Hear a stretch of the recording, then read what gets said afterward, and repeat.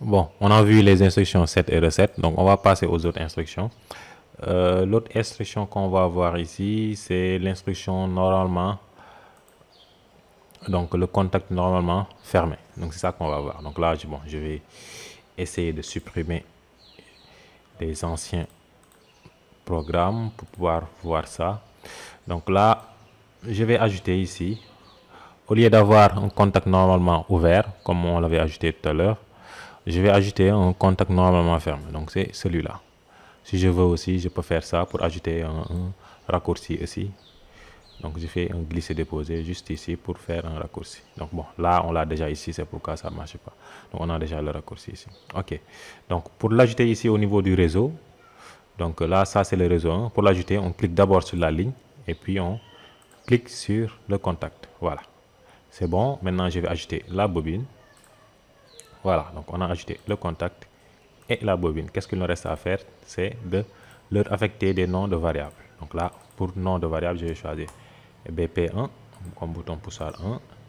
Et pour la bobine, je vais choisir voyant. Donc je vais choisir voyant 1. Et c'est bon. Donc vu que j'ai fait une modification, il faudra donc que je recharge le programme au niveau de PLC Sim. Donc je viens ici au niveau de charger dans l'appareil et j'appuie, je clique dessus pour charger les modifications dans l'appareil de simulation PLC Sim. Voilà, donc le chargement a été déjà fait, donc c'est bon. On clique sur liaison en ligne ici. Une fois qu'on clique sur liaison en ligne, on va cliquer sur maintenant ici les lunettes pour faire la visualisation dynamique. Donc je clique ici. Actuellement, la visualisation dynamique démarre. Donc là, on voit que quand on utilise un contact normalement fermé, donc là, le voyant 1 donc s'allume immédiatement. Donc là, actuellement, je n'ai pas encore appuyé sur le BP1.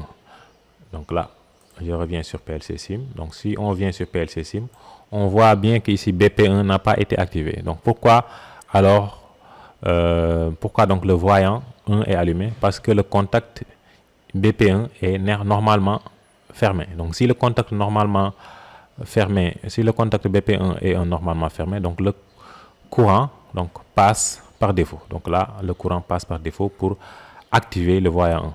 Maintenant, quand est-ce que le voyant 1 sera éteint? Donc le voyant 1 sera éteint quand on va appuyer sur BP1. Donc là, je vais appuyer sur BP1 au niveau de PLC Sim. J'active BP1. Donc une fois que BP1 est activé, donc là vous voyez bien que le voyant 1 maintenant est désactivé.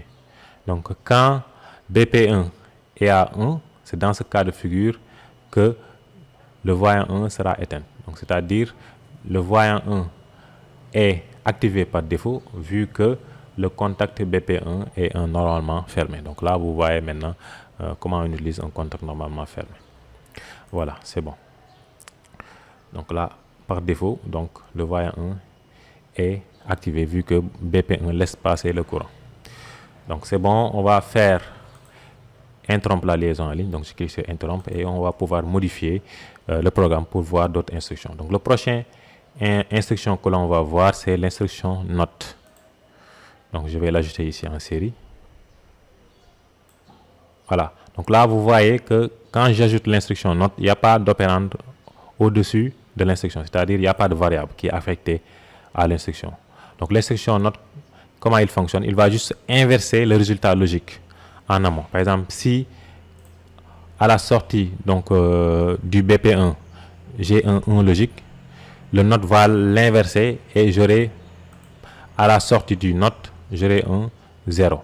Donc il va juste inverser le résultat logique. Si j'ai un 1, il le met à 0. Si j'ai un 0, il le met à 1 tout simplement. Donc on va voir ça. Donc je vais charger le programme dans l'automate et on va pouvoir vérifier cela. Donc on charge le programme dans l'automate et on fait liaison en ligne pour se mettre en ligne avec l'automate. Et puis on clique sur les lunettes pour faire la visualisation dynamique.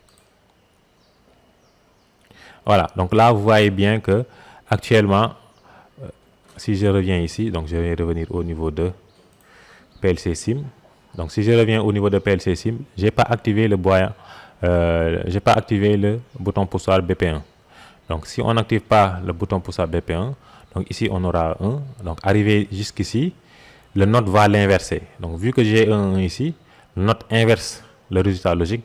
Et au lieu d'avoir le courant qui passe pour alimenter le voyant, donc le courant sera stoppé par l'instruction note qui va inverser le résultat logique. C'est-à-dire, si on avait un 1 ici, il va l'inverser, on aura 0 à la sortie de l'instruction. C'est pourquoi le voyant 1 n'est pas activé. Voilà. Donc, on va interrompre pour voir une autre instruction. Donc, l'instruction qu'on va voir, donc là, je vais supprimer les deux contacts. L'instruction qu'on va voir maintenant, c'est l'instruction SR. Donc, SR, c'est set reset. Donc, je vais l'ajouter, on va voir comment ça fonctionne. Donc, l'instruction set reset, ça va permettre juste de faire du set et du reset comme on l'avait fait avec les instructions set et reset précédemment. C'est juste que avec le bloc set reset, on va pouvoir faire le set et le reset avec un seul bloc. C'est juste ça la différence. Donc, on pourra utiliser un seul bloc pour faire du set et du reset au lieu d'utiliser indépendamment, donc de manière séparée, l'instruction set, puis par la suite l'instruction reset. On utilise dans cette instruction SR, on va pouvoir faire le set et le reset avec un seul et même bloc. Donc, le S, c'est le set et le R1, c'est le reset, tout simplement. Donc, quand on a un SR, ça signifie qu'on a la priorité. La priorité se trouve sur le reset. C'est-à-dire, si on fait un set et un reset en même temps, la priorité sera donnée au reset. C'est-à-dire, si on a un 1 ici au niveau du S et un 1 au niveau du R1, la priorité sera au niveau du reset, c'est-à-dire au niveau du R1. Donc, il va prioritairement, il va faire du reset. Donc, si on a un 1 au niveau du S et du R1. Donc, c'est juste ça la différence. Donc, on a un S. La SR, c'est un bloc qui fait du set reset, mais avec priorité sur le reset. Donc là, on va voir comment ça fonctionne. Donc, je vais ajouter ici un contact BP1 pour faire le set. Et au niveau des R1, je vais ajouter un autre contact que je vais appeler BP2. Voilà. Donc, au niveau de l'instruction set reset, vous avez vu ici des points d'interrogation. Donc ça, au niveau du point d'interrogation, on doit lui affecter donc une variable mémoire de type booléen. Donc, c'est juste une mémoire que l'instruction aura besoin pour faire donc l'évaluation en fait. Donc, on va donner juste une adresse qui n'est pas encore utilisée au niveau du programme. Par exemple, si l'adresse M, bon, je vais donner par exemple l'adresse M10.0. Si l'adresse M10.0 n'est pas encore donnée ou bien utilisée au niveau du programme, on peut mettre M10.0. Donc, c'est juste le programme ou bien le bloc qui a besoin donc, de cette adresse. Donc là, je mets M10.0 et c'est bon. Donc, on va voir. Je vais charger, on va simuler pour voir comment cela fonctionne. Donc, on fait le chargement.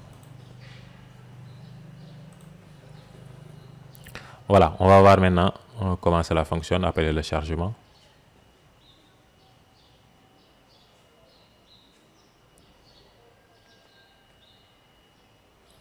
Voilà, le chargement est bon. On va faire liaison en ligne, puis visualisation pour voir comment cela fonctionne. Voilà. Maintenant, actuellement, le voyant 1 n'est pas encore activé. Pour activer le voyant 1, je dois faire un set. Donc, pour faire le set, j'appuie sur BP1, comme vous l'avez ici. Donc, je viens sur PLC Sim et je vais appuyer sur BP1. Voilà. Si j'appuie sur BP1, vous avez bien le voyant 1 qui est allumé. Maintenant, il est allumé et il reste à 1 tant qu'on ne fait pas un reset dessus. Donc, pour faire un reset, vous voyez, donc là, c'est le BP2 qui fait le reset. Donc, le BP2, il est relié au paramètre R1 du bloc. Donc, c'est le paramètre reset. Donc, pour resetter l'opérande voyant ici, c'est-à-dire pour éteindre le voyant, on appuie sur BP2. Donc là, je viens sur BP2 au niveau de PLC Sim et j'appuie dessus et vous voyez bien que le voyant, il est maintenant éteint. Donc, je recommence. Donc, pour activer le voyant, j'appuie sur BP1 qui va faire le set. Donc, il mémorise, même si j'enlève le BP1, donc si je désactive le BP1, il va toujours mémoriser la valeur du voyant. Donc, il va toujours rester, donc le voyant 1 sera toujours allumé, même si j'enlève le BP1. Maintenant, si je veux éteindre le BP1, le voyant 1, j'appuie sur BP2, tout simplement. Voilà. Donc c'est comme ça que fonctionne donc l'instruction SR. Donc on va voir maintenant une autre instruction. Donc je fais interrompre la liaison en ligne. On va voir au lieu de SR, on va voir RS. Donc c'est la même chose. Donc je double-clique ici dessus pour changer SR, RS. Donc je modifie ici, je modifie là et je vais ajouter ici le contact BP2. Donc pour faire simple, bon, je ne vais pas faire la simulation. Pour faire simple, le SR et le RS fonctionnent de la même chose, de la même manière. Donc ils fonctionnent de la même manière. La seule différence, c'est que la différence se trouve au niveau de la priorité. Par exemple, si on a un bloc RS, la priorité se trouve au niveau du 7.